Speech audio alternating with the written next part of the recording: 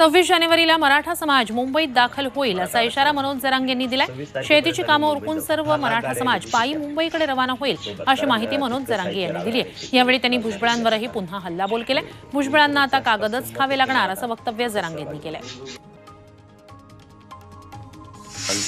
मनोज जरांगे यांचं मुंबईतील उपोषण आझाद मैदानाऐवजी दादरमधल्या शिवाजी पार्कमध्ये करण्याबद्दल पाहणी करण्यात आली। आझाद मैदानाऐवजी हे उपोषण दादर शिवाजी पार्क मैदानात करता येईल का याची पाहणी महामुंबई मराठा समन्वयकांनी केली। तसा परवानगी अर्ज मुंबई महापालिका आणि मुंबई पोलिसांकडे देण्यात आला।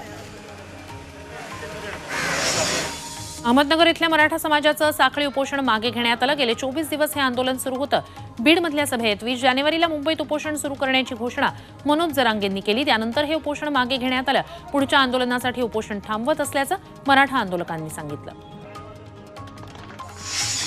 उत्तर भारतीय आणि मराठी माणूस यांच्यातील नातं दूध आणि अमृत नोनी आर्थो प्लस ये एक प्रूवन फॉर्मूला है। इसमें मौजूद नोनी फल के गुण और आयुर्वेदिक जड़ी बूटियां शरीर को जरूरी पोषक तत्व देने के साथ साथ हड्डियों और जोड़ों के घिसने, उनमें होने वाले सूजन और दर्द को रोकने में मदद करता है। दर्द मुक्त जीवन के लिए अमृत नोनी ऑर्थो प्लस। साखरेसारखं आहे, मात्र यात मिठाचा खडा टाकण्याचं काम सुरू आहे। मीठ कोण टाकतंय त्यावर लक्ष द्या असं म्हणत विरोधकांवर उद्धव ठाकरे यांनी पुन्हा एकदा निशाणा साधला।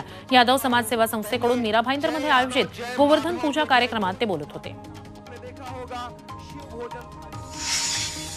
अजित पवारांनी कार्यकर्त्यांना दम दिला। इकडे तिकडे करू नका, ज्यांना आपल्या सोबत राहायचंय त्यांनी आपल्या सोबत राहा, अन्यथा तिकडे जा। आता फक्त आपलं ऐकायचं, इतरांचं ऐकायचं नाही असा दमच त्यांनी बारामतीतल्या कार्यकर्त्यांना दिलाय। आणि त्याचवेळी शरद पवारांचं नाव न घेता त्यांना टोलेही लगावले। या ठिकाणी मार्गदर्शन करणार आहे।